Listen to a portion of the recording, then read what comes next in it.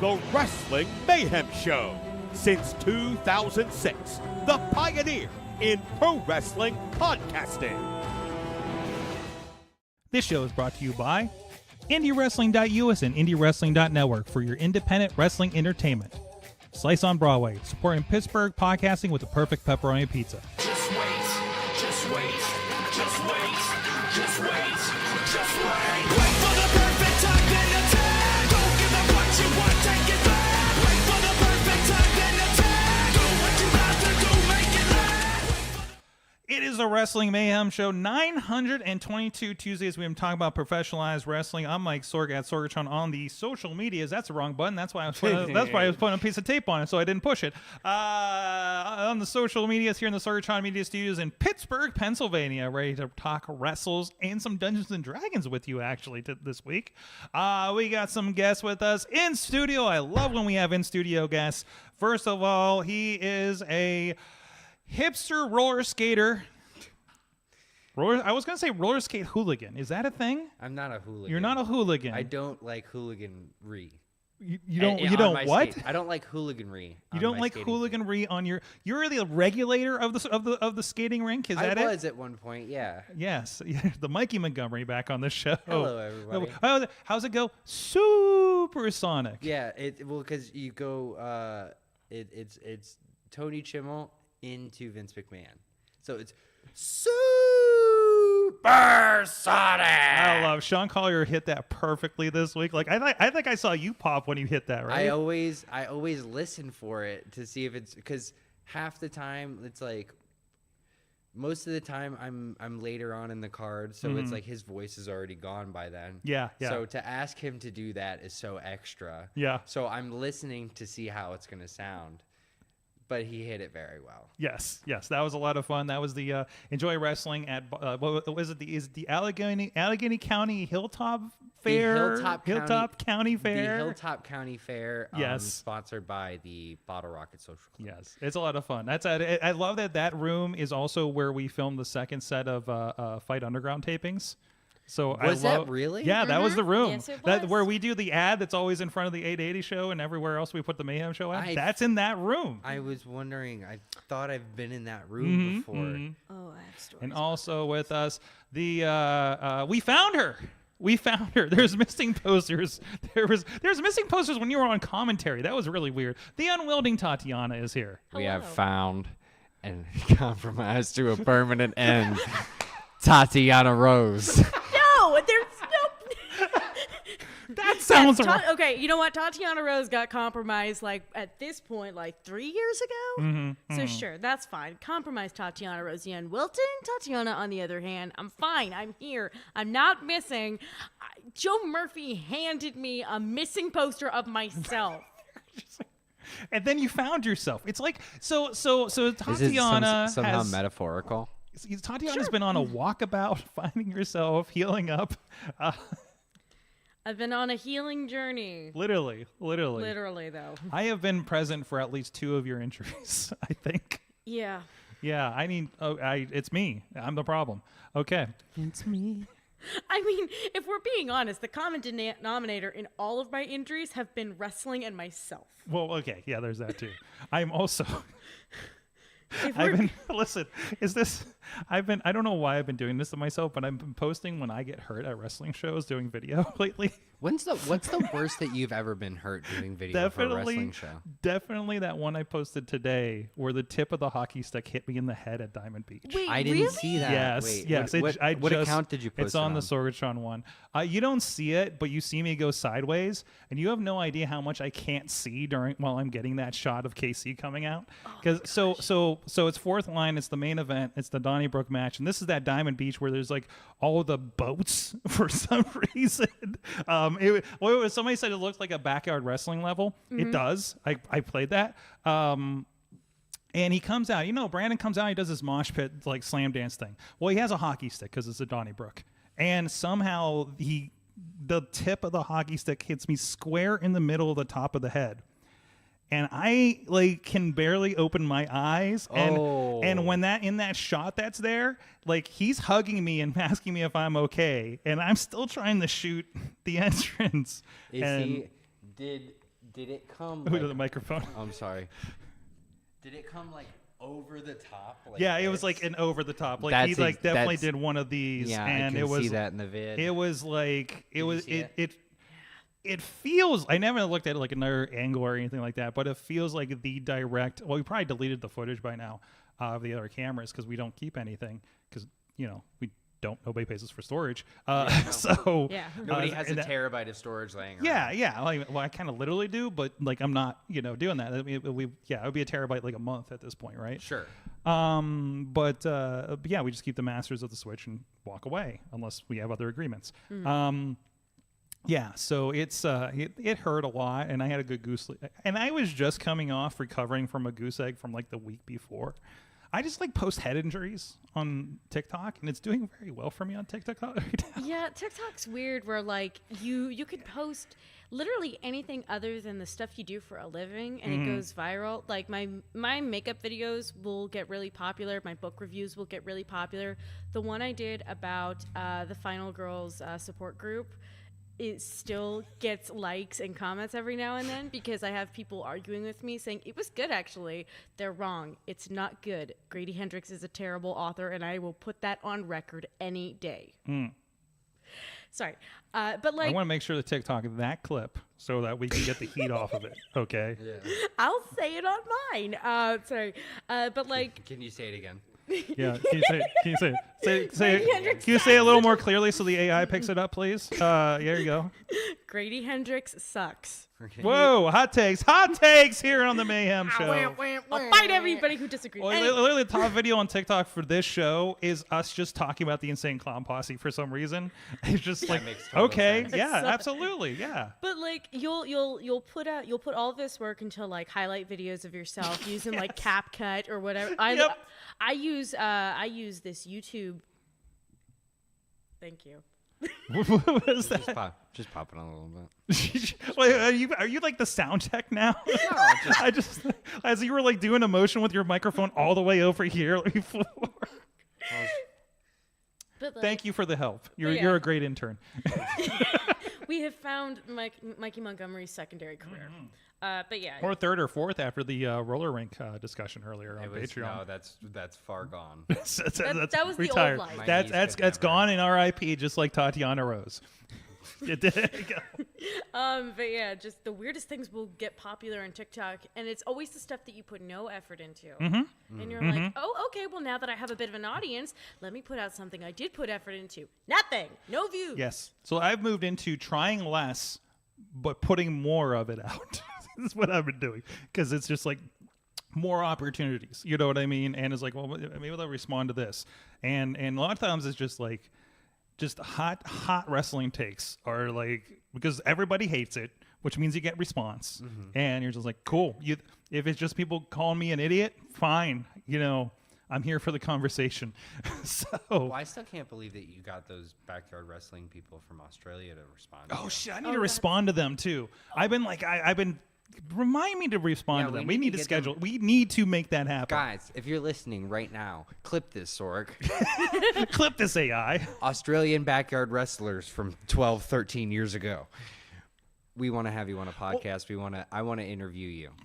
And I think there was. I don't think we followed up on this because you were on. We were talking about the Australian backyard wrestlers. They responded to the YouTube clip or show or something like that. It was a clip of a highlight video. Of, I can't remember one of their like us looking at the highlight videos or something that. It was one of their like pay-per-view music videos that they had put out like however many years ago, and it was just me just going, look at this inventive, going bam, bam, bam.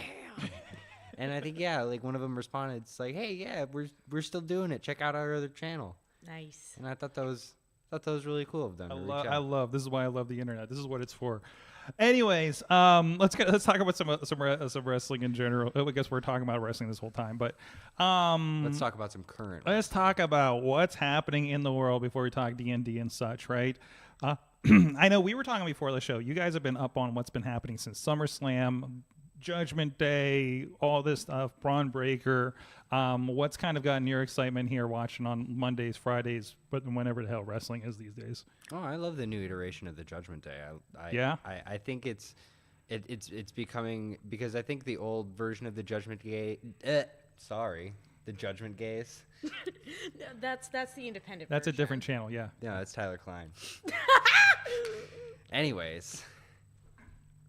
Keep going. But yeah, I think the new iteration of the Judgment Day is really good. It's more dark and edgy than I think the original idea of the Judgment Day in Edge's eyes was to be dark and gritty, Yeah. and then it became a sitcom. Yes. And now I think it's returning to more dark and gritty with like a side story of Liv and Dom being gross, which I think is fun for camera, because you get like her obviously going to get her comeuppance from Rhea in the next coming weeks.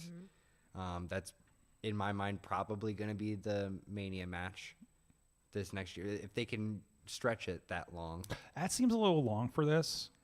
I feel like that's a Survivor Series maybe. Sure. So, yeah. But it could play out. It could play out even further, out. depending on what they do with it. Or depending on what happens at Mania 2, you could add another babyface into the mix, depending there, make it a triple And we have threat. a mixed tag with all of them at in Berlin. Yes, So, I forgot yeah, that. yeah. So I was driving home. I had a Wayfair commercial audition on Monday. Don't need to brag about that. Ooh. But I was able to watch. I was able to watch it on my phone while I was driving on the turnpike. Not that you should do that, but I was able to watch. We'll cut this part out. Don't worry about it. I was able to watch a Nobody's lot of watching. it. I was able to watch a lot of it, but I wasn't able to watch the. I watched a little bit of Dom and Liv standing up on the with the crowd talking, but I didn't see what it led to. But now that I know that it led to a mixed tag team, It led to a concession stand brawl, which I am all for. I feel like we brought all the best parts and left the worst parts of the Attitude Era around, like fighting in the concession stands, going up into the crowd, and then added these cool, like, I'm going to cut a promo on the way to the ring and doing my entrance, which they did. I watched DIY did this, but I think Ciampa might have forgot a line, and then Braun Breaker did one last night. These are incredible, and that's a lot to ask of these guys too. Oh yeah, to presumably memorize this, or at least have a promo in their head to do this walk that's timed, right? Like that's crazy, and I love that they're pulling it off. Well, it's transformed from the times of the Attitude Era, right? Because that grew out of the necessity to do that, because they weren't going to give you time to do a promo. They weren't going to give you time in the ring to cut a promo. We got to fill 3 hours, buddy. Exactly. So now that they have to fill 3 hours, now you're giving talent opportunity to cut a promo backstage, do a walk up, and then their music hits. Cut a promo while they're walking to the ring. After their match, cut a promo. Walk from their car through the back to the entrance. The fact that and into the ring with one camera. The fact that we're using up time on television for a 3-hour show to watch cuts of them walking from their car to the arena. Okay, some of them have been like really, really good. Like the Sami Zayn one, where like he and Kevin Owens are talking, and he's like, you know what? No, I'm going in the same. But Just point a little more towards your mouth. That's why you got to wear the headphones, Yeah, girl. yeah. Put it back. Put it back. I'm just gonna. There put you it out go. there. There she is. There it is. I'm just gonna That's put okay. it out there. That wasn't my fault. That's fine. That's Well, fine. because We're proactive. I mean, inevitably, when you sit on a couch, you get more relaxed, or Yeah, you get more yeah. tense. Yeah. Anyways, you were saying. The Sami Zayn one where he was like, "No, I'm gonna take you guys in the way that I used to enter this arena for wrestling shows." That was so fucking cool. That to this day, that is the best one they have done, because you had, I think, just the energy that Sammy brought to it, I think made that promo, because it was him firing up for his match and being like, "Oh, I'm about to do something really fucking neat." But then you have silly ones like, this might be controversial, I thought the Cody Rhodes one was a little too much. The one where he walked the dog to the ring? Oh, it Not wasn't just that it part. wasn't just that. It was him sitting in his bus going, and then and then walking out of the bus, And then and having then a the handoff, conversation. and then the handoff from the thing to just get, And the dog. And and- here's and- Arn Anderson. You need to tell me, dude. as my wrestler brain goes crazy in those moments because it's like he called his entire match. I know he called his entire match in his gear. So he then called his entire match, walked back to his bus, waited for this camera crew to get here, and then he's sitting there for an awkward amount of time until they're like, and he's like, now all of a sudden you have to act like you're calm and It's all magic, baby. First of all, who was his opponent that night? That was that was Solo. Solo's. Yeah. You don't think Solo didn't have to meet him on the bus? You really think Cody left the bus? Like, You don't think he went to the locker room one time? I think you don't that, think he I got think catering? that is his locker room. You don't think he got? No, you don't they think he bring got it to catering? Well, him. no, wait a minute. Let's give Cody Rhodes some credit because don't forget that he was turned into a meme a couple years ago for going out after I think it might have been AEW, but after the show he went and helped with Teardown. Okay, I hadn't seen that. No. That it hasn't circulated in a while, but yeah, there was a picture of him sweeping the ring after a show, like a big show, and everybody was like, "See, Cody Rhodes isn't too good for this," and I'm like, "Actually, your point is okay, but also."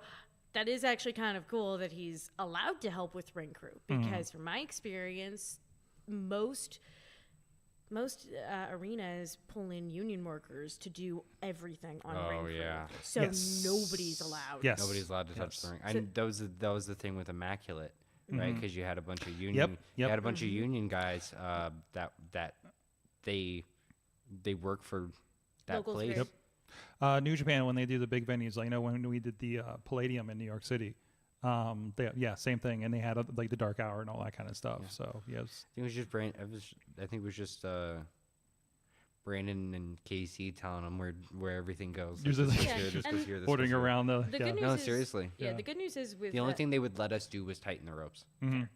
the good news is with Stage AE and even the place out in Oakland that AEW goes to that I always forget the name of. The good thing about those venues, The Pete. The Pete. Peterson maybe? Event Center. Question mark? I don't know. I didn't go to Pitt. Whatever on Pitt. Yeah. Sorry. Whatever that arena out in Oakland that is a part of Pitt's campus that AEW uses. The good thing about those venues is that it's Local 3 doing them as well as PPG events. And Local 3 has been doing all of the wrestling shows pretty much for years. So most of the guys So they know it. most of the guys that are called in to do those ring crews, They know how to set up the yeah, ring. they've That's learned good. at this point. A friend of the show that used to be on here. He does a lot of the builds and teardowns for that. He also does concerts too. So Yeah. he's very familiar with those. So Local 3 is very busy. yes. Anyways, so back to WWE generally. But yeah, no, I think it's an interesting stretch. They're not all going to hit. No. You know, we're going to have a miss. Like, I think there was a point watching Friday's show where the DIY's doing the walkout, and they there's a point where they stand there for a second, and Johnny just looks over at Ciampa and just like, your turn, bud, kind of thing, right? It was not long, but it was long enough. I know, when you're forgetting something in the ring in a promo, that's like an eternity, right? Oh, yeah, you are for sure. live. You're alive on a camera on Fox. That's gonna be, that was I'm sure alarm bells were coming off, but also having to do that. And I've always been amazed by somebody wrestling a match. Mikey, you had an insane night in Enjoy, for instance, right? And then I think you even got on the mic afterwards, right? I did, And I don't think there was any pointed promo or anything that you had to hit some marks on that I recall. No. But there was something I had in my brain that I wanted exactly. to get across. Exactly. For sure. That was more just kind of like a response to everything that happened at that point. I right? really wish they would release that promo, just sort of on its own.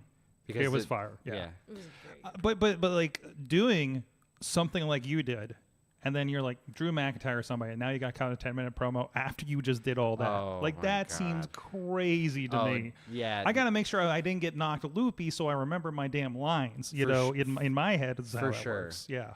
But I mean, there's also, I don't know, there's also a sense of security in it too, right? Where it's everything there I feel is so regimented, and there's less margin for error there than there is for indie wrestling, whereas they kind of have it written down for them already. Whereas like if I come up with something in my head, I might have something completely different in 10 minutes.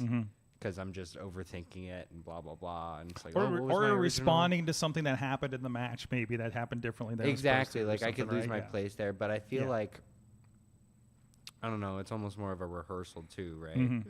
Where it's some of the newer talent, you know, they have gotten into the into the habit of like practicing their matches beforehand. Where it's like in indie wrestling, you never practice your match Yeah, beforehand. yeah. You get to the venue and you call your match there and then you learn what your promo is and yada yada yada. Whereas I feel like, I mean, it could be different because, you know, TV, the nature of TV is it's always changing, Yeah. right?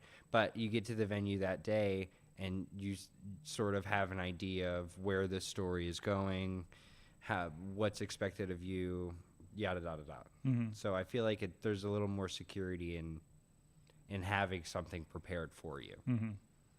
Yeah, yeah. I mean, there's argument of your voice and everything, but other than that, like, you know, I mean, you're a player, you know what I mean? So, but it does seem like the things are a little looser. I would be curious to see, because I remember my friend would sneak me the scripts every once in a while. They found crumpled up in the trash, and you would see like word for word what Roman Reigns said that night and stuff like that. I think I still have them in the back. And I think an old writer like sent us something too from like a SmackDown script from like the 2000s. And yeah, again, it's like okay, this was word for word, and this is the camera cue, and this is the cue for the video, da da da da da da. And I wonder if that is looser. Is it more bullet points for certain people they trust to do that? You know, like I think like, you know, The Rock, Chris Jericho, they can go on their own, right? They don't necessarily need to have a word for word line. Roman was definitely having fun with that. The Suffer and Succotash night, for instance, right? You can tell people were writing shit for him, right? Well, I mean, to be fair, it's like I've never seen a full script of it, but I can't imagine everything on the page is written line for line, right? Where it's like maybe Roman had his full promo thing, but it's like a couple matches later, it's like you have this guy, it's like cuts a 2-minute promo. Yeah, yeah. And that's it. I think it'd be surprised how on the nose they had to be, because I'm pretty sure it was pretty word for word at the time, especially like 10 years ago, right? So, anyways, well, a lot to talk about, and they're not the only company in town, but we'll be getting into that. But thanks for everybody that is supporting our show tonight, whether you're in the chat room on multiple places that we're streaming, including I see True Prince Pro out there in the Facebook chat, as well as Tina Keys in Seattle. Ponder's hanging out with us tonight. Mikey's going to go get some of that pizza. Thank you to everybody that does support the show. Our friends at the fan of the show level on patreon.com/Wrestling Mayhem Show. Bo Diggity! Woo! Woo! Woo! They're busy with pizza. I have no woos. That's right. Let's try it. Let's try it again. Bo Diggity! Woo! Thank you. Team Hammerfest, Tupac family, Megan Nelson, Bubba Brewer, and Jason French at the Poppy Club level, Dave Prodner, spouse of Roosterly Affair at roosteraffair.com, and Ratchet and Trenchcoat Tony Kincaid at the Pizza Club level, The Riz, and at the manager level, Bradley and Tina Keys. Thank you, everybody that's supporting the show. Patreon.com/Wrestling Mayhem Show. We have the Patreon only feed that we do live here, where we go on a bit before the show, and we almost had another podcast. We talked a lot about like some of this. Kind of had a good pre-chat and talked a lot about the roller rink. We did. And It was video it was a and very good conversation yes. about the roller rink. There was a lot of. I learned a lot about the roller rink and everything with Mikey. Oh, yeah. I mean, if you really want to learn about Mikey and the roller rink, go to patreon.com/ what is it? Patreon.com/ IndyWrestling.us? The Wrestling Mayhem Show. Wrestling Mayhem We don't Show. have a Patreon for Indy. Sorry. We have a subscription where we give you shows. That's right. Over there. I am There's a subscribed to that. difference. Yes. You know what else you can It's see? just to watch my own matches. You know what I was about to say? You know you what can else ask. You know you can ask. But No, I don't want you don't want. to. I don't want to. I just want to have them. Remind me to add you to a Facebook chat later. Anyways, you're saying. I was about to say, well, you know what else you can see on the, if you get a subscription, you can see all of the 880 shows, including all of the Fridays on Fifth shows and all Thursday night fights. And you can try to pinpoint the point where Tatiana got hurt. It's not that hard to find. Can I tell you my pitch for 880? Yes. Sure. So, I got inspired watching it in the Olympics. If you're on audio, they're eating pizza right now. Sorry. It's okay. Just looping them in. So, I got inspired watching the Olympics, and I want to do the 880 games. I come in with a giant firecracker. I run all the way down Kensington Avenue, or all the way down 8th Avenue or 5th Avenue. I run all the way down 5th Avenue, which is like Across the bridge. Shots of you going Oh my across the God. bridge, past the construction workers. and then it's just a bunch of different match types, maybe a couple of death matches. Who knows? Just different goofy match types. There's Maybe going to be a breakdance off now. breakdance off. Maybe a red light, green light match. What's the closest to Snoop Dogg in Pittsburgh that we can get for this to preside over this? Cliff Klepto. Sure. Sean Collier. Sean Collier. Sean Collier as Snoop Dogg. That won't be a problem. He's the most famous Pittsburghian I know. Yeah, okay. We could have some options there. Anyways, I like this. Oh, I mean, we well, already what have a World Series, so you saying? I was gonna say, I feel like we can find. I feel like Andrew McCutcheon counts as the most famous Pittsburgher right now, but I feel like he has a very high rate that we may not quite be able to fulfill. No, the reason I said Sean is he would just do it. That's also true. Sean's there anyways, so hey, Sean, I got this bit, and I know you're going to say yes. Sean was going to be there anyway. He just put a microphone in front of him. Just like There pull you him go. aside, like, hey, we have an idea. What do you think about this? We'll get the Jagoff crew. We'll see if Mikey and Big Bob are in. Actually, they'd probably be in for it. I've always wanted to get them connected with wrestling, actually. Anyways, so over in AEW, you know, we're gearing up for the Wembley Stadium show. I believe that's next Sunday. We'll talk about that in depth next week as we do the breakdown for that show. Hey, they're giving us a full extra week in between All In and All Out, so that's kind of nice. But anyways, like some of the biggest news, you know, of course, it came out of the story that supposedly there was a blow up between old friend of the show Britt Baker and MJF that led to Britt being suspended. That part seems to be confirmed, but there was apparently the stories about what actually happened. MJF was on some podcast where he was kind of going on. He was like, "What? Let me know if this is the smell test." I got angry and physically threatened and ran into the women's locker room and punched a wall in front of somebody to intimidate them. Does that sound like something that I would still be with the company right now? Was his kind of make on that. So don't always believe what you read. Is he insinuating that she did that? No. They're insinuating that he came in and did that and came into the women's locker room I and did think that that was more of to like her. Yeah, that feels more like a. This is absolutely not something that would have happened. Yes. And I would still be regularly on TV in consecutive weeks if it was a thing that happened. Exactly. Like not even somebody in his position and stature with the company and everything, right? And the fact that she was potentially fined or anything. And nobody knows the details of it, and she's not apparently crying over it either, and she's still on the Wembley show. So, you know, so that's what's going on there. So it's just another like thankfully I'd never heard these stories until he brought them up, which means I'm reading the right places or not reading the wrong places, which is actually I'm not reading any news. But even though a lot of it pops up in my feed because I happen to like some wrestling stuff. But I don't know. It's one of those like the alleged story. The more believable version of the story is that she said something and Alicia Atut, I think her name is. I'm actually sure. God bless you. Yeah, thank you. Ran to MJF, told him there was a blow up, and she got suspended. So, which seems peculiar on the face of it, as it is. So it's just one of those things. Either way, like everybody's looking for drama. Everyone wants the drama behind the drama. So, you know, It seems that's like kinda what it is. I don't know. It seems like there's a lot of drama over there. I can hear myself, and I should There it be is. better on that. It seems like there's a lot of drama over there, Mm-hmm. and it doesn't seem like there's a lot of drama on the other side of the pond. Well, Which is, I mean, there's a lot of conceived, like Mm-hmm. contrived drama, obviously, but it doesn't seem like there's any real harshness on the other side of the pond right now. Well, I think whoever would, I read a rumor, and I'm again not going to do names because I don't want this to come back. So on me. asterisks on the rumor. Yes. Rumor. Always asterisks on the rumor, not news, not solidified. This is not news. But This is not thing a I've news heard. source. I read a rumor that one of the people that was in the latest big round of releases from the WWE was released because they were the person that was leaking a lot of like drama and news and other stuff that was happening. And if that is true, that would correlate with why we're not seeing like so many like backstage drama or, spoilers from the WWE, because either they did in fact find the person that was leaking everything, or whoever's done it smartened up and is laying low for a while until they feel they can get away with it again. Sure. And that leads me to believe that there's most definitely somebody in AEW who's doing similar. There may be more than one person. And so I think that's why we're seeing more drama come out of AEW, because they don't have as big of a hold over their employees as the WWE has.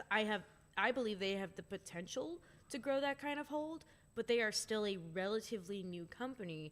They don't have as much overreach. Say that, WWE has several years, even though the head of the company that really kind of orchestrated a lot of that. One, you don't have the fear of God probably as much as you used to at that company. It seems like the general sentiment, but that in a positive way.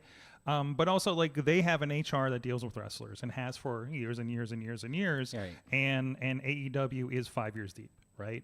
So, and to the last I knew, AEW shared an HR department with the Jacksonville Jaguars.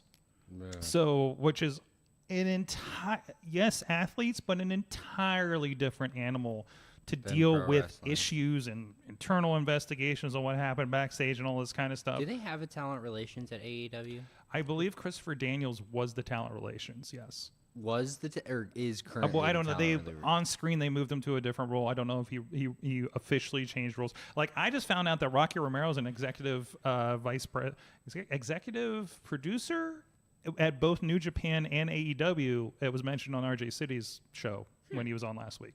I knew he was office at New Japan because that's somebody we interface with, but I didn't know that he also had a role, which makes sense because he pops up all the damn time over there. So I love that there's like crunching ASMR of pizza on this show going on. I'm so sorry. They're trying to make you keep big on trying to like TikTok, take my Sorg. bites Let's see. away from the microphone, and it's not. It's picking me up very. It picks up my pizza crunching better than it picks up my talking. These are and that's good a- microphones. These are good because the crunching is closer because the crunching is like vibrates down the crust away from your mouth. We're trying to chocolate rain it. That's right. Chocolate rain. Crunch away from the microphone. Well, I don't know if the crunching will survive all the processing for the podcast version, but just. Just I'm turns into trying. static. I'm trying Yes. so If you hard play to it make this easier. If you play it backwards, it's the devil. It's the devil trying to send you a message. Hey, If you hey. play it backward, it'll give you spoilers for All in London. Hey, you were not supposed to reveal that information. What? Oh, yeah. You Sorry. weren't supposed to tell them that. Now I gotta go through a whole retcon thing. Retcon. We'll fix it in post. Tati ASMR pizza is the next TikTok. Hell yeah. Just all the gotta crunches. It's like the thing where you're like, hey, just give me all the breaths. Like, give me all the crunchings. Just like, you ever seen that? Those are my favorite when it's like. No, dude, that's my favorite when it's like a guy at like a car dealership and it's like, I gave my 22-year-old intern the phone to record a commercial and this is what I got back. And it's just a video of him going throughout the lot just going.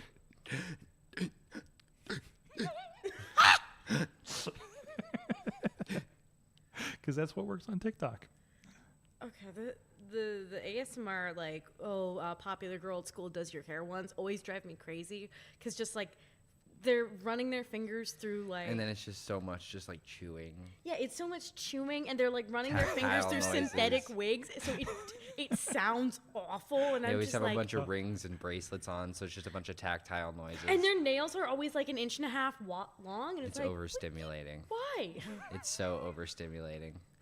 It's like when it's like when you try to watch pedicure videos and it's got that background music that's just too loud.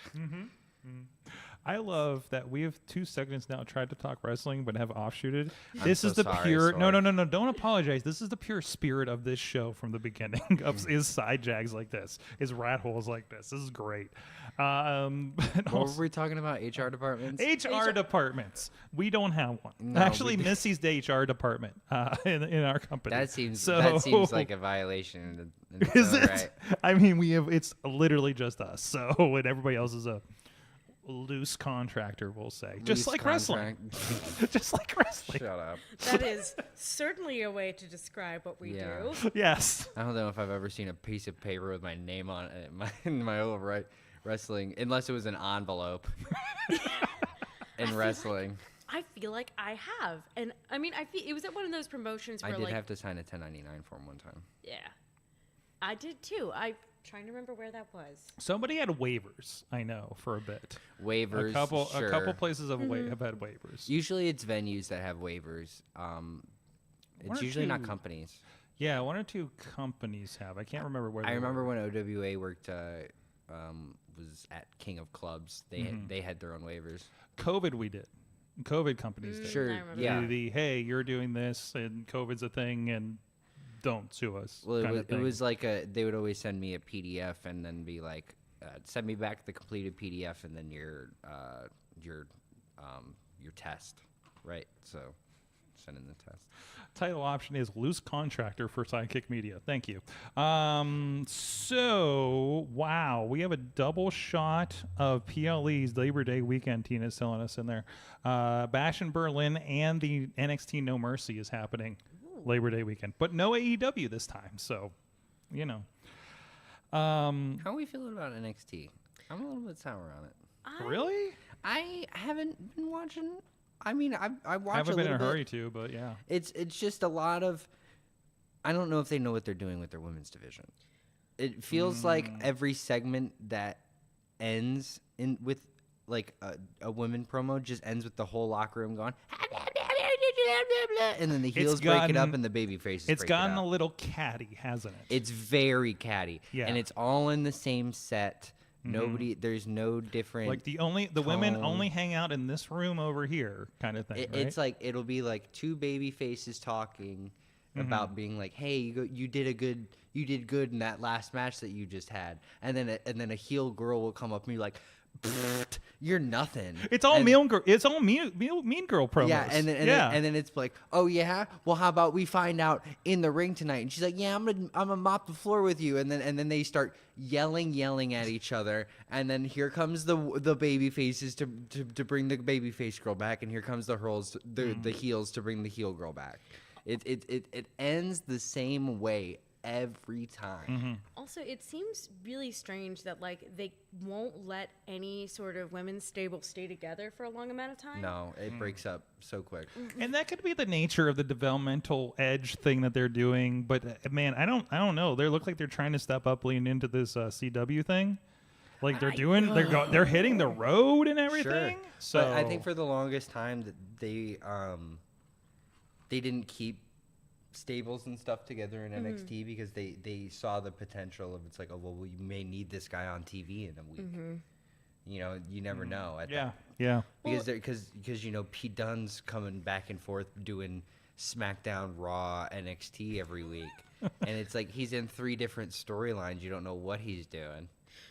Well, like I remember, what was that girl that was teaming with Thea for a while and like was gonna help save the university? Can't remember what her name is. I can't remember either, but I liked that like She had, eventually. like pom poms. No. Can't remember. No, she didn't. But she is like she came around to being a part of Chase U and like realize and like trying to help the university. And then they introduced more women's wrestlers from the roster to be in Chase U. Is that a yearbook? Yeah, it's the calendar. No, it's the Chase calendar. U Are there calendar. are there names on this thing? It's that one. It's that one. It's Yeah, that it's one. Is that one there? It's that one right there. And they they had something good going with like her showing Thea to like be more individual outside of like the college thing. I thought that was good, and then her like also coming around at the same time, and it's sort of evening out where it's like they're a team, and you know they're both gonna go to school together. And then they introduced more women from the roster as also students at Chase U, and I thought that's a cool idea that this is like an in-house university that multiple people on the roster are attending. That's cool. But then all of a sudden, what's her name turned on Thea, and then all of the other girls turned on Thea as well, and I'm like, what was the point? You mean JC Jane? And look, they were just buddies riding each other.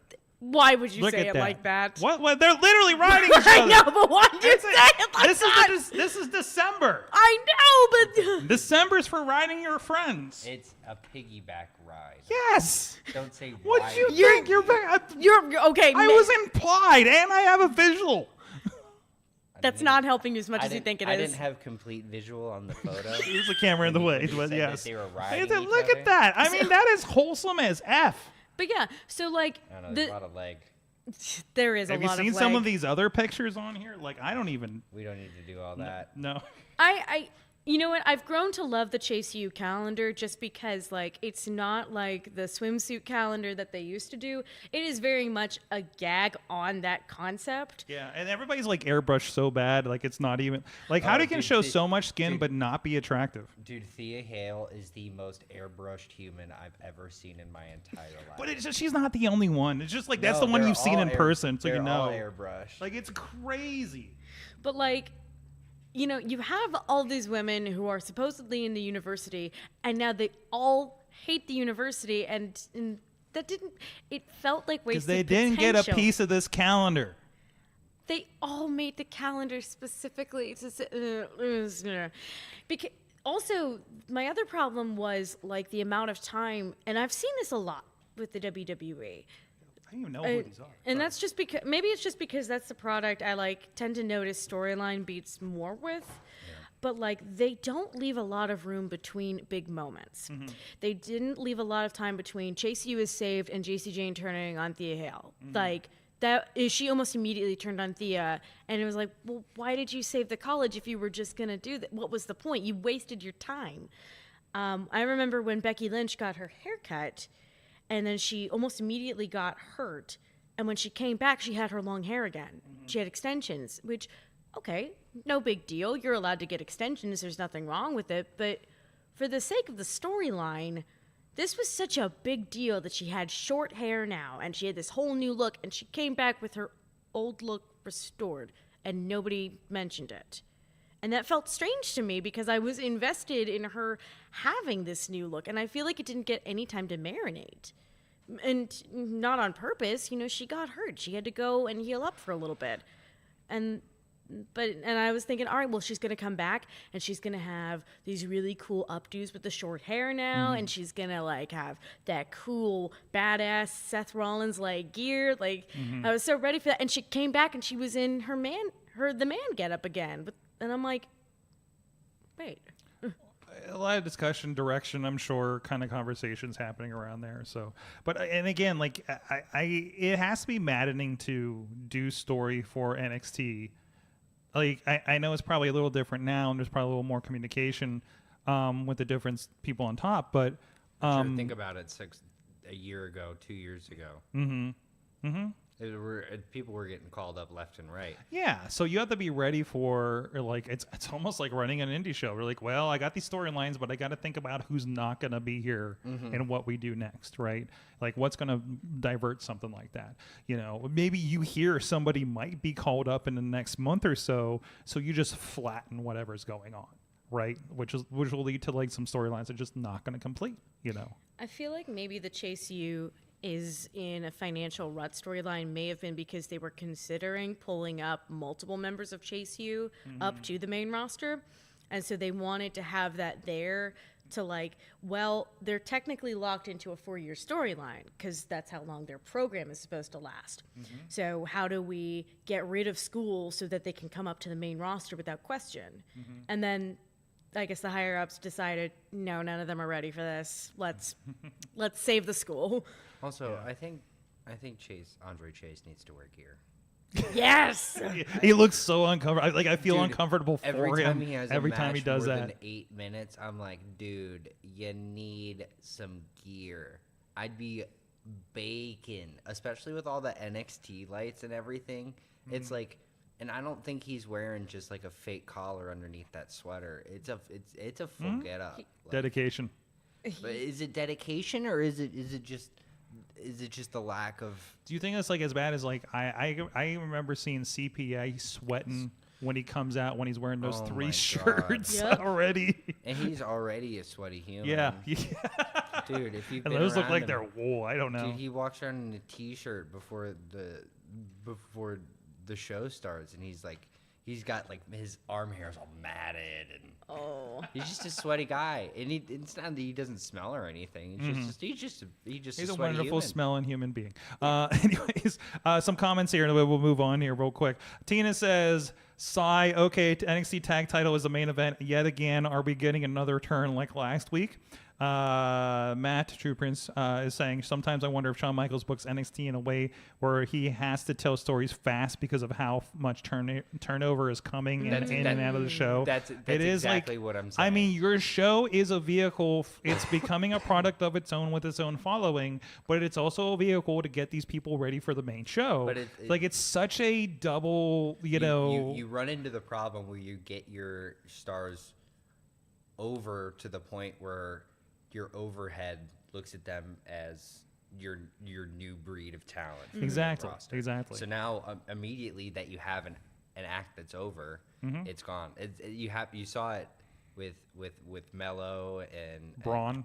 with Braun and with Ilya Dragunov, where it's like you had that story of like Ilya losing the title or I'm sorry, Mello losing the title to Ilya, because I mean the story was that he was probably going to go up, right?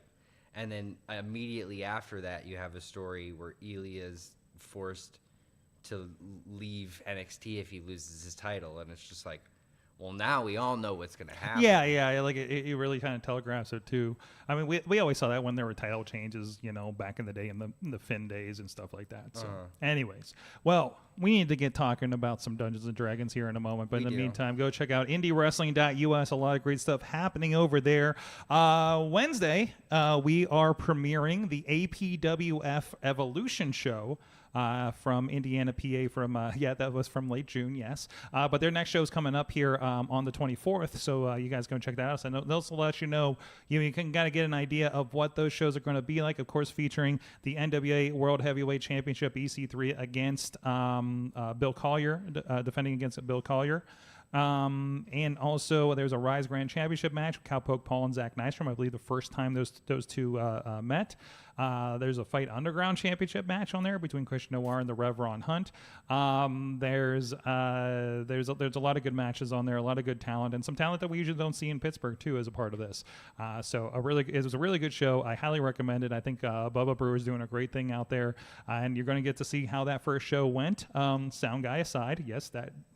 We left some of that in there because I can't really edit around it. So, but it doesn't matter. Hey, it made it easier for putting on YouTube. I can tell you that. That's going to be for free on the YouTube as well as over on Indie Wrestling Network.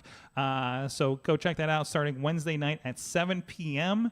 And of course, a lot of other great stuff. Thursday Night Fights is happening. The Steel City Retribution show. Retribution of the Steel City Killers.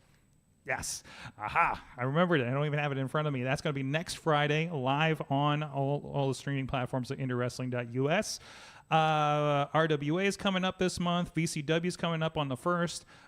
And 2PW here in the beginning of September as well. A lot of stuff happening. It's going to be a packed few weeks here on IndyWrestling.us. A no-ring show is being recorded this Friday. That's going to go up on the network later.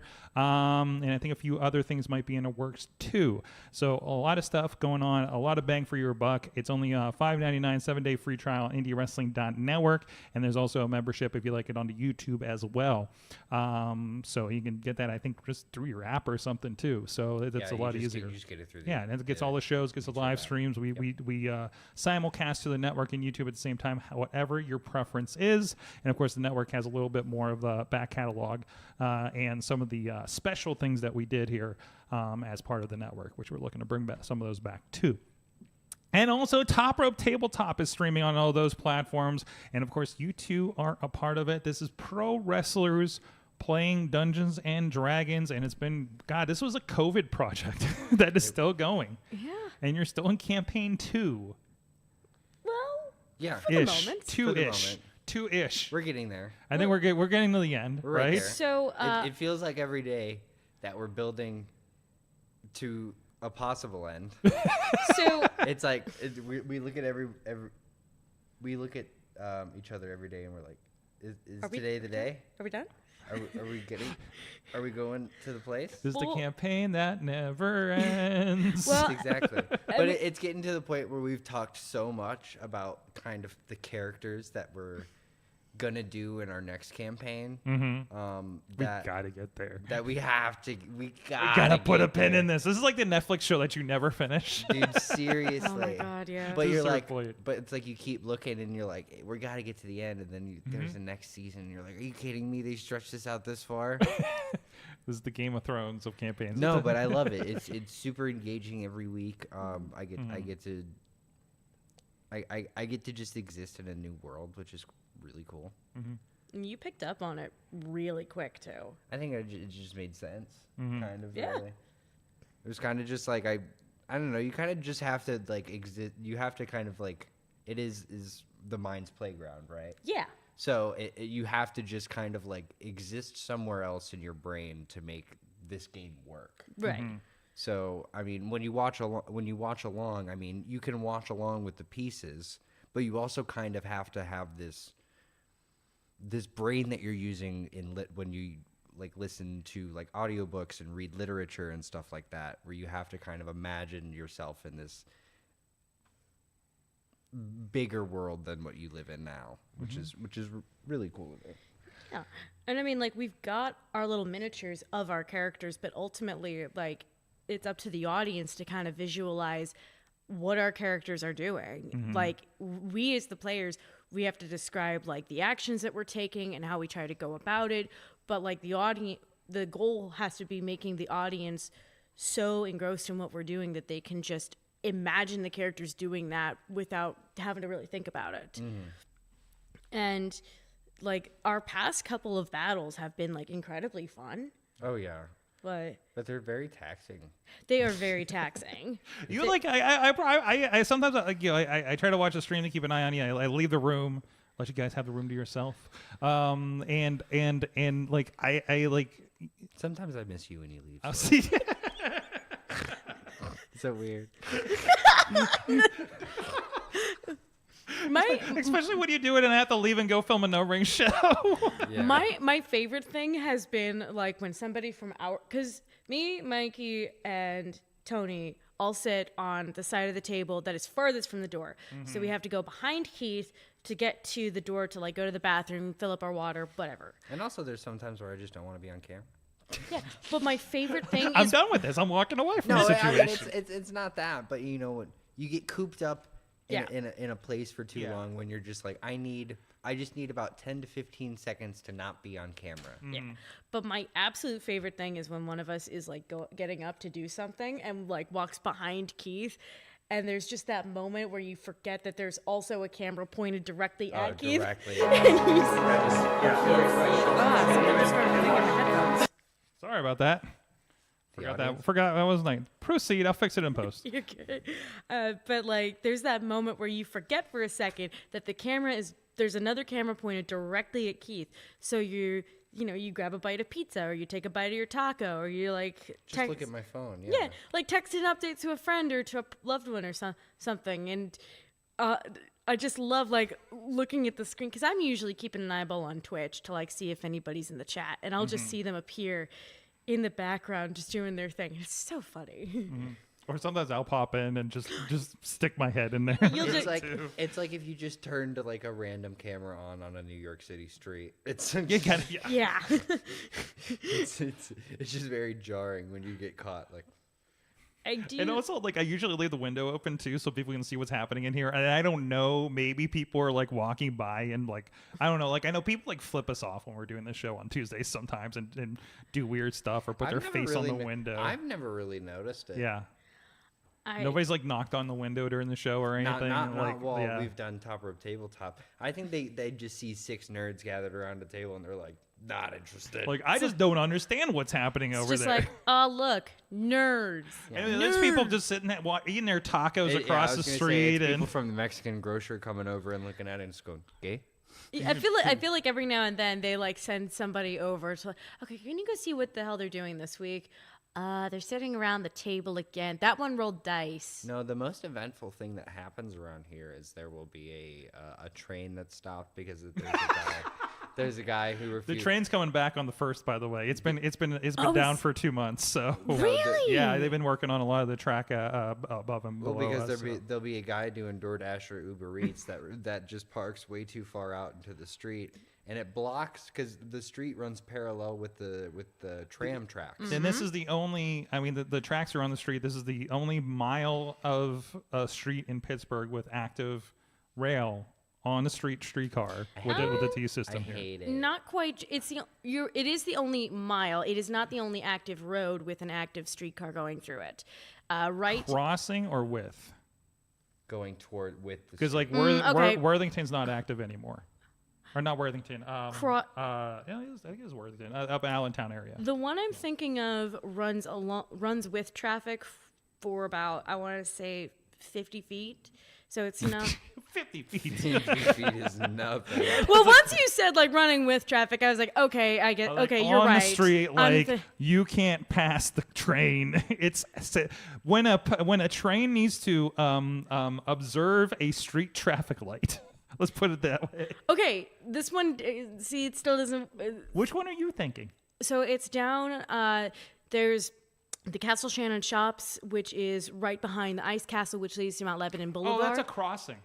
That's why I was saying because, but that's why I just stopped you to say that. Well, it still doesn't count because that one does occasionally stop for the traffic light to let traffic Yeah, pass. it's part of that, but it's more a crossing than anything. Yeah. But like you see why I was trying to say, wait, but no, you're right. I'm talking I don't have to honest slow to down goodness for it, street car. That's a problem. Oh, and here there goes comes the emergency vehicles. Yep, there you emergency go. vehicles. Somebody's on fire, I guess. Anyways. That's your first thought when you see an emergency vehicle? Well, it was a fire truck, Mikey. I'm like, it was a fire truck. I'm like, I hope everybody's going to be okay. And she's like, somebody's on fire. Yeah. Somebody is I'm learning so much about you right now. fully engulfed in flames. Surprisingly, the flower girl is a pyromaniac, and nobody saw that coming. Ashy flowers.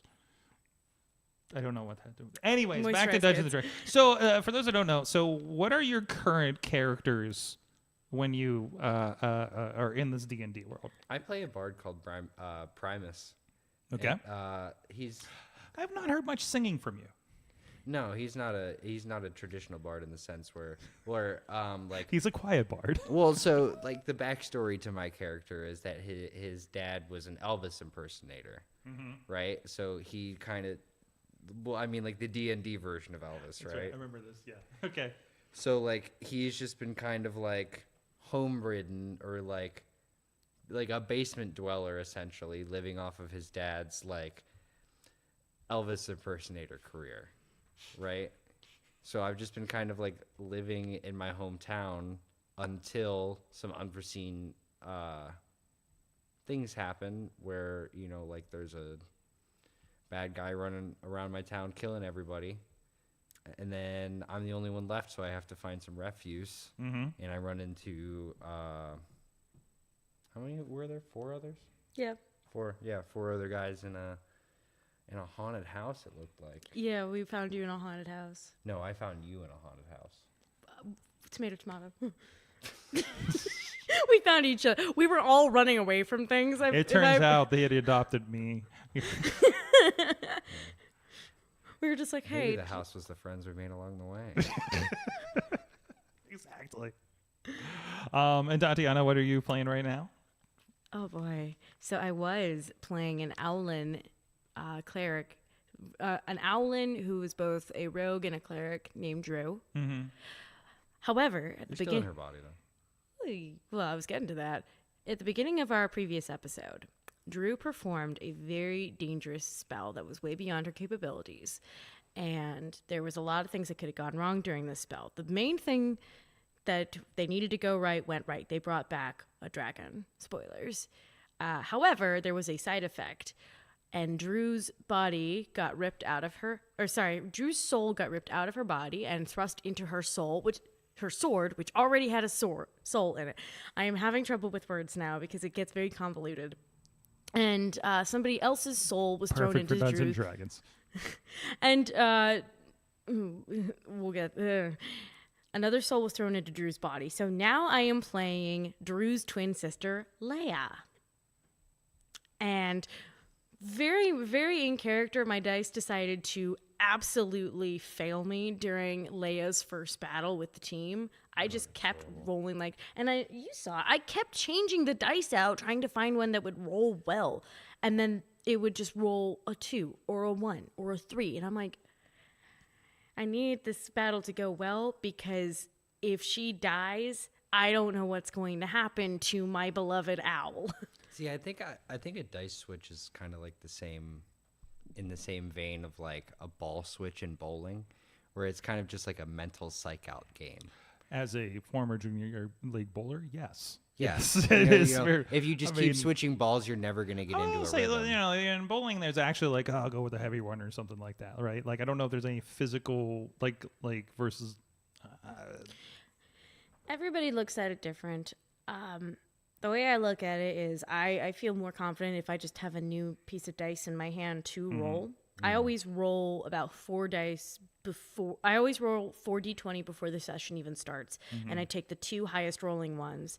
The second highest is the backup dice. The highest is the main dice for the game. So if the first dice starts rolling 1s and 2s, that goes back in the bag. Backup dice, pull out I another love this process. listen. Wait. So this is like a superstitious process. Do you guys have like? And I know like with sports and stuff. I remember this like there'd be certain sequences I do when I was bowling, right? Like with my hands and stuff. Like when you guys go into wrestling matches, are there like some kind of like routine superstitious things that you guys do going into that? If you notice, every one of my matches, I enter the ring like Cassius Ohno.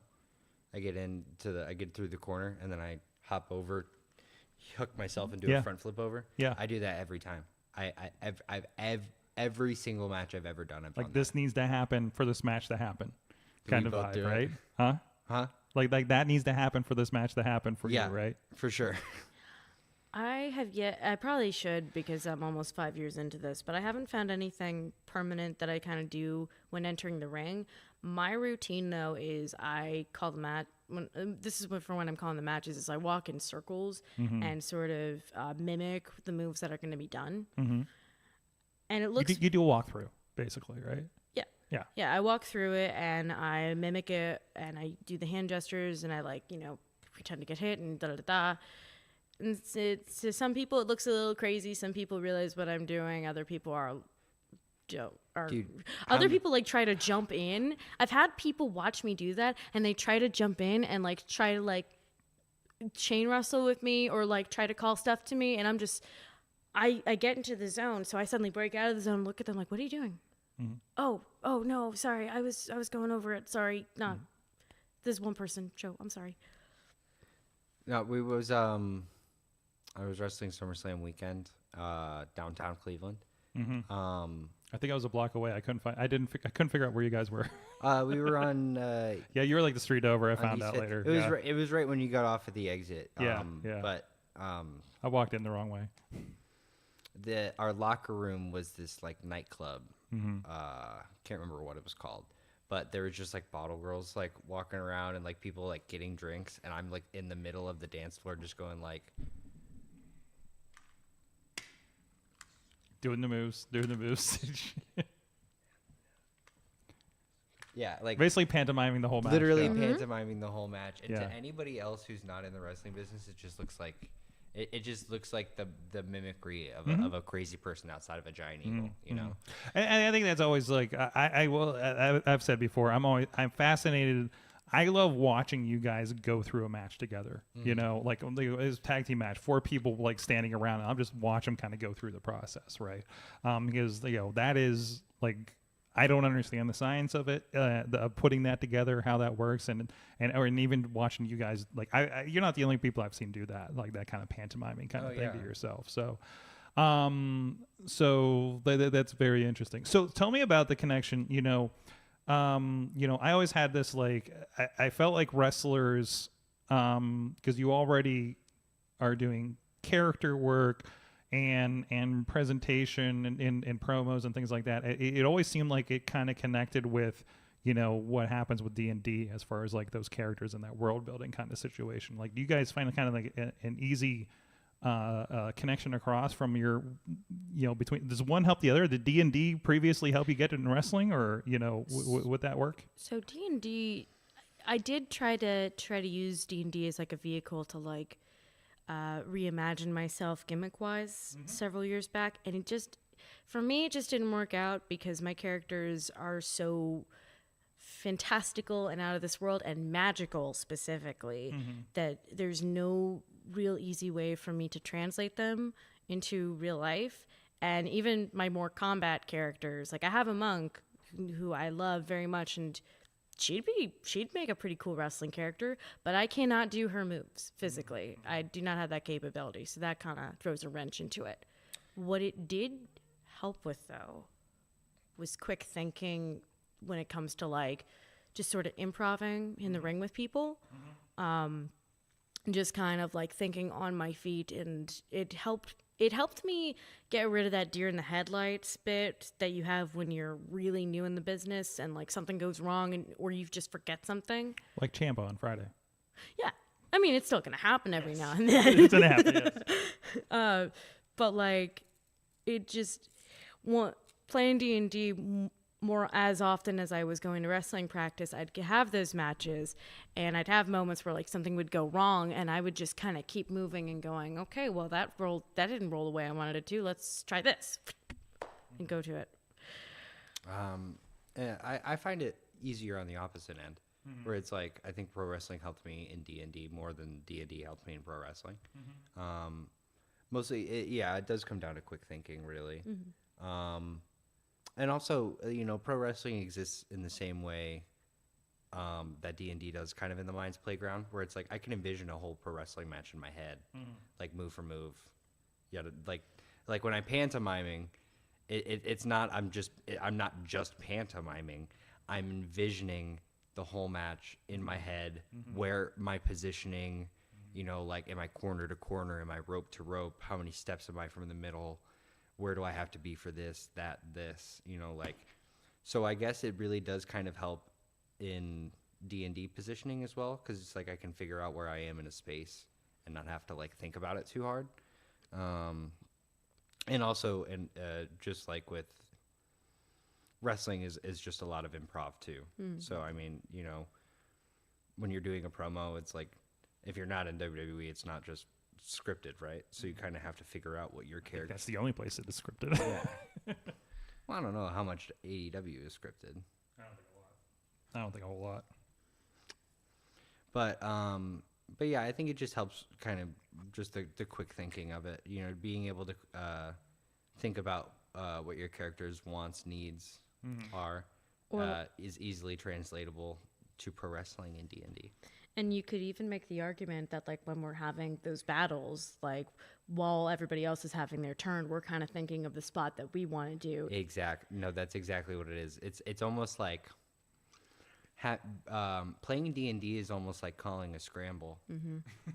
Yes. I like that. Yes. No, it really is, because it's just a lot of sitting and listening to the structure that other people want it to be, and just adding in your pizzazz and what you think the situation calls for. And then when somebody gets eliminated before you get to do your thing with them, that's the real life situation of they went down to 0 HP. No, that's the worst part of D&D and the 6-man scramble match is when it's all said and done, and you look at somebody that you really wanted to wrestle or like talk to for however long, and you're like, we didn't get to interact that whole time.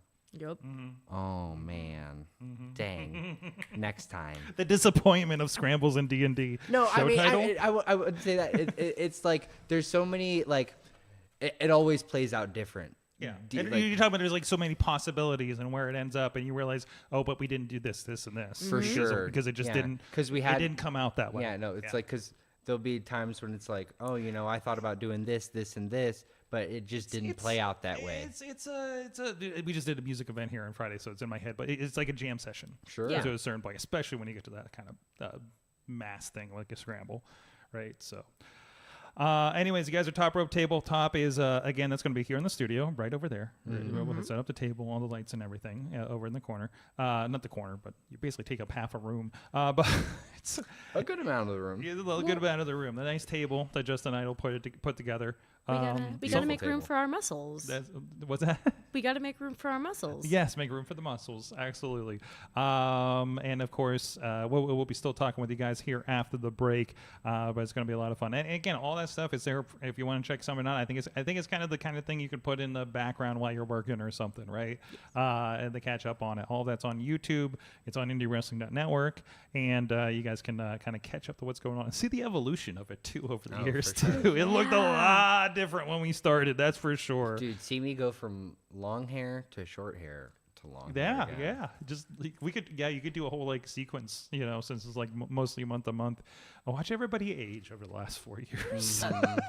No. Don't do that. No, watch everybody grow up, and you can watch the awkward early episodes when COVID was happening and we were all in the same room and we sat everybody in a corner. Oh yeah. Yeah, remember that? We're just like, how do we do this? We're going to be right back. We're going to take a quick break. But first up, speaking of Top Rope Tabletop, Keith Hott is going to give you a look back to how we got here at Top Rope Tabletop and the story so far, so you can get caught up for joining everybody on Friday. It's going to be 7 p.m. is the start of the stream, more or less. Indie Wrestling Standard Time, and you guys can tune in there through the night, and we'll be right back after this.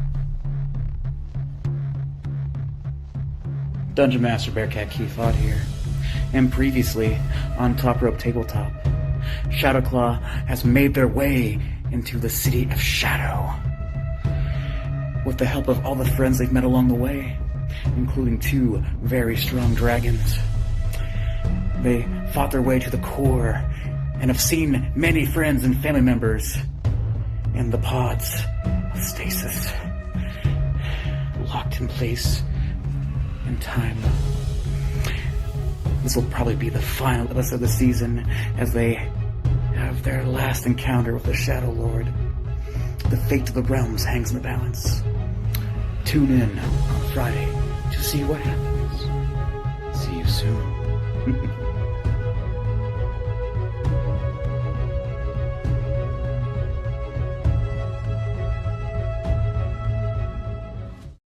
For mercy, you're all alone, unable to handle the pressure of forced mortification. Now let the torture begin.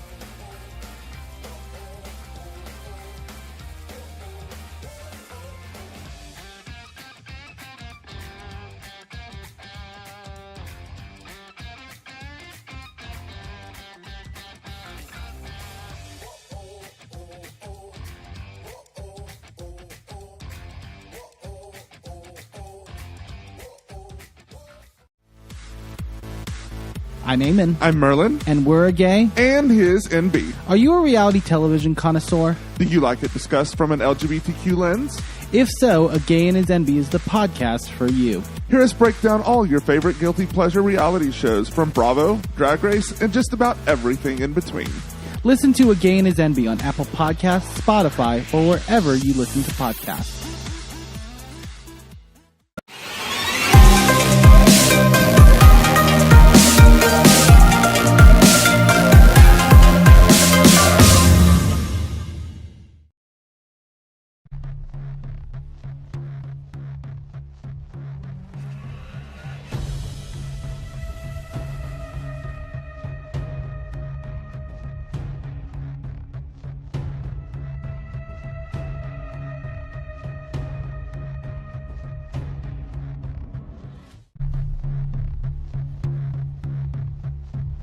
Dungeon Master Bearcat Keythought here. And previously, on Top Rope Tabletop, Shadowclaw has made their way into the City of Shadow. With the help of all the friends they've met along the way, including 2 very strong dragons. They fought their way to the core and have seen many friends and family members in the pods of stasis, locked in place in time. This will probably be the final episode of the season as they have their last encounter with the Shadow Lord. The fate of the realms hangs in the balance. Tune in on Friday to see what happens. See you soon.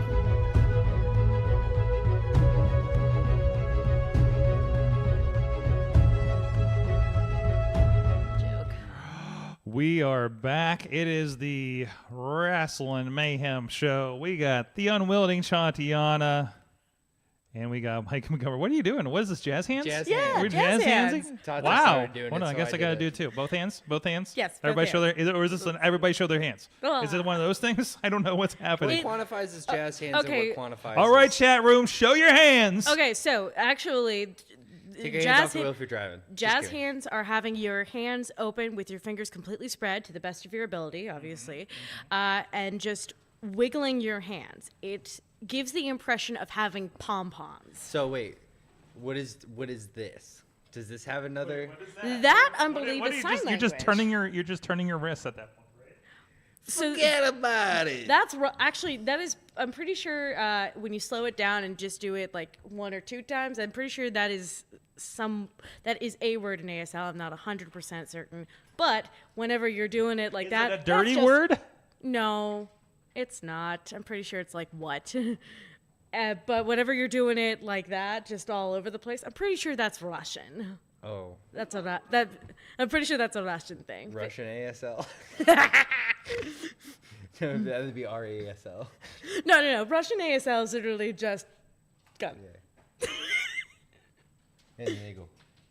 Yes. Russian Eagle. Oh, and vodka.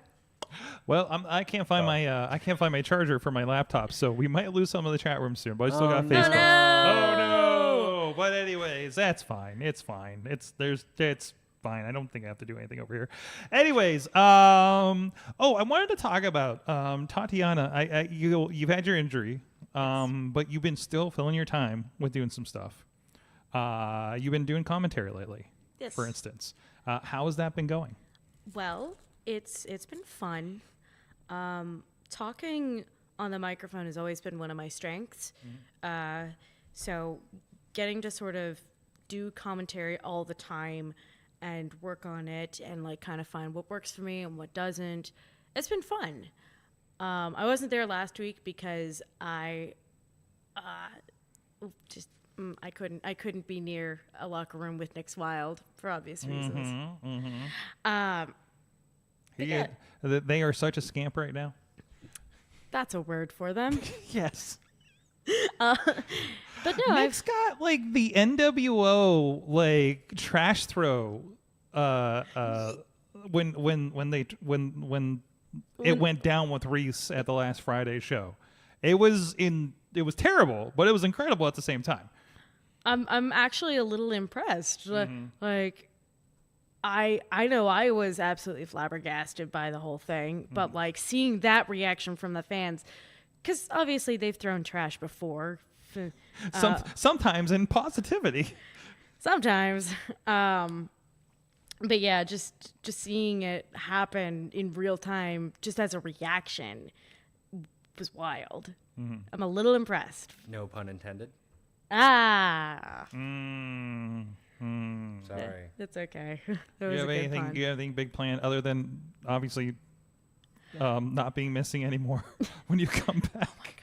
Well, yeah, I have a whole list of people that like I need to have conversations with. Let's say.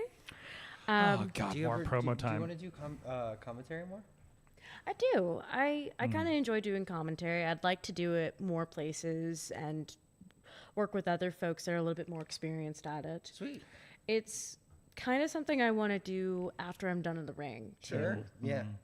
I mean, I think it's God, what was it? I made a post, a fun post with somebody about diversifying because they were doing something else weird. I was on the story last week, but really, like I don't know how many people like kind of help with booking and I know we have some of the old timers. I don't want to call them old timers. I feel disrespectful saying that. But the vets. That's the word I'm looking for. Thank you. Old timers. Don't let Jesus Paul Atlas hear this Christ. clip, because that's what I'm thinking about. But no, like backstage, like kind of doing that kind of agent kind of process. I mean, it is kind of good to like kind of have another reason to be booked, right? At that, or even like almost, I want to say double duty, but it adds more value to being booked on a show at that point, right? Sure. Absolutely. Or more opportunity, hopefully. So, Mikey, you probably, I don't know if you saw this, but you might have heard about it. There was a post that went on Facebook a couple of days ago Oh, of you mean the site for 15 old people? Yeah, no. Yeah, for like me and Paul Atlas. Yes. Yeah, exactly. pretty much. For the old timers, yes. Yeah. But Thanks. a couple of TNA executives were saying, "Hey, if you guys like want an opportunity to work ring crew." Oh, the Bound for Glory post? I saw that, yeah. Okay. And I sent them an email, and I of course attached my resume, but I also attached my shoot life resume and included in the email. I also have a lot of experience in the theater working as a stagehand. So from the jump, I'm just telling them, I'm the person you want to give this opportunity to because I'm actually going to like be useful. At least that's my hope. And Whoever they choose. Like, seeing some of the posts, you don't know how many of them were like, can I wrestle for you? And that's like that is like, I'm a wrestler, you should hire me, and then you get nothing else. So, yeah. and I'm sure even TNA would get that from Yeah. some people that just, don't know how to kind of put themselves out there, right? So, no, I think that's good, and then yeah, I mean, look how many have kind of slid in that role. Drama King, I can't remember his name, Matthew Rangwall. I've worked with him several times, and I don't want to say his name to his face because I know I get it wrong every time. His NXT name was Aiden English. Aiden English, thank you. Yes. Oh, okay. Yeah. I can do with that. But yeah, like I mean, look at him like moving into a position like that. Vada's doing some amazing stuff and is everywhere, right? Oh, yeah, And so absolutely. I'm surprised when I see her actually wrestle at this point. Oh, yeah, because she's doing commentary everywhere. Yeah. Everybody wants her to do She's always at the commentary. New Japan shows. She's been doing Enjoy, obviously, and just like She does a great job at Enjoy. yeah, Oh, yeah. it's great stuff. I got to work with her at Warrior several times and then New Japan. And it's great to see her growing and getting in front of more people and everything. I think I've worked with Veda every time that she's been at Enjoy because I wrestled with her. Oh, I guess not. No, I guess there must have been one time that I didn't. But like pretty much every time that she's worked at Enjoy, she's either been in my match or my commentator, which is really cool. So you've been on both sides of it. That's great. Yeah. That's fun. Well, I know Gia Miller, who's now the official backstage interview for TNA. I remember chatting with her back when she was like freshly a member of TNA. And that started up because she became friends with Madison Rayne, and Madison Rayne was like, "You know what? You've got a good face. You're a good talker. Let's try you out on this." And it took off. Absolutely. Yeah, it's been interesting to see. Like I know some of the girls, it's they've been kind of sliding these. And what's her face? Quinn McKay, was that her name? Now she's the NXT backstage. She was doing Ring of Honor before too, and she was a great wrestler too. So like she was no slouch in that. But it's also like I was listening to Adam Pearce talk about his position and talking how he's there. He's a former NWO champ, and now Nick Aldis is there as the other commissioner. So it's just so we're setting up for a match here, right? Like this is happening. Like Triple H is just collecting all the old NWA champs at this point, and putting them backstage. Wouldn't that be great? Like, I know, right? That would be really cool. If they just get real ticked off, dude, that's a Mania match for sure. And there's been a few at the pay-per-views when they do the face-to-face thing every once in a while, and they're kind of joshing. Like you're just like, oh, they're gonna do something, right? They're joshing, but they want to do. You can tell they want to do something. Yeah. Oh, yeah. He's just like, well, if it's presented to me, I'm up for it, kind of thing. When in this interview I saw this week, right? That's what you say when you want to do something real bad, but you don't want to say it out loud. Yeah, I don't want to say it out loud. It's like, oh, I'm open to the proposal. He was like, I think I heard Nigel say the same thing on an interview this week. When I see those two in a match, I just imagine them just beating the dog shit. Oh, absolutely. Just going out. I imagine that neither one of them comes out with full gear on. Just shooters, knee pads, maybe some tape, and just coming out. Just an old school brawler. I want just a Harley race Texas death match kind of thing going down. That's what it would be, right? too. Just two men with taped up knuckles just going out there and dusting each other. Just giving each other a couple dusts. And the thing is, most people that watch WWE see these two guys, and they have zero. These guys, maybe they've jobbed for WWE in the last 20 years, right? Don't know the history of the NWA Championship, history with Ring of Honor, history with TNA, because both of them have, some level of thing. Right. I remember seeing clips of Adam Pearce's, feud with Colt Cabana over the NWA Championship across the Indies. I feel like a lot of people don't remember that Nick Aldis was the NWA Championship when All In was the biggest independent professional wrestling pay-per-view of all time. Yes. When he was in the first All In, he lost to Cody Rhodes for the NWA World Heavyweight Championship. Hell, that could be something. He gets in Cody's face, and they relive those days, right? I mean, there's so many possibilities, and I know it has to be in the right spot and when it's going to matter the most and everything like that. But your regular WWE person that doesn't know that, and then these guys get into it and maybe do like you said, and then it just blows their mind. Or it's just a draft that goes. Because when do they do the draft? Is it after Mania? Or it's whenever they want at this point, I think. Because think about it. You do the draft mid-year, and they just F each other over. Yes, right? yes. They completely F each other over in the draft. And then you do something where... They'll probably do it going into the Netflix deal or something, right? Something like that. And then you have all this be the heel. You have be the real heel. And he does something dirty behind Pierce's back. Maybe he tries to steal a talent or something. And maybe he tries to go to Triple H. He's like, he's going out of line. He's going behind my back. And maybe it's all this is already in the room with Triple H, oh, what's going on? Blah, blah, blah. It's you're trying to go behind my back, you son of a bitch. Blah, blah, blah, blah, blah. And all of a sudden, it's just Nick Aldis feels like nothing's going on. And then just one day out of nowhere on a SmackDown, he just comes in and just, boom! That's what you get. That's what you get. Gets suspended for 3 weeks. No, I'm going to come in and shake your hand. I'm going to shake your hand. Spits on him. You just start brawling. No, we're going to save it for Mania. I can't remember the last time people have been invested in the authority figures like this, because I'm seeing there was it's the slot. You give him the time, or it's the loser gets the Monday night. The winner gets the Monday night slot in 3 hours, or the winner gets the 3 hours. Right, and that's how USA moves SmackDown to 3 hours. I was watching the promo for the debut because it's September, the 6th, 7th, or 5th, or whatever, that they're coming to USA. And I was like, oh my God, when are they going to announce that SmackDown's going to be 3 hours? I feel like they're going to do it because USA is the reason they've been going 3 hours, right, on Mondays.